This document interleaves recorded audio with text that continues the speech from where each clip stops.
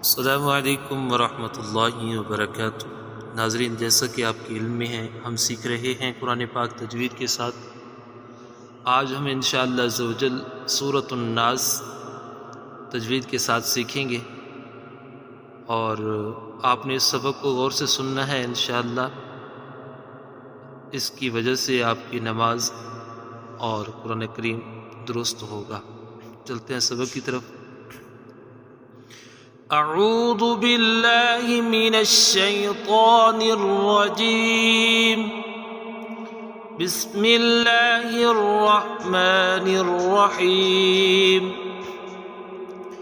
क़ुल अऊज़ु बिरब्बिन नास, मलिकिन नास, इलाहिन नास, मिन शर्रिल वस्वासिल खन्नास, अल्लज़ी युवस्विसु फ़ी सुदूरिन नास, मिनल जिन्नति वन्नास।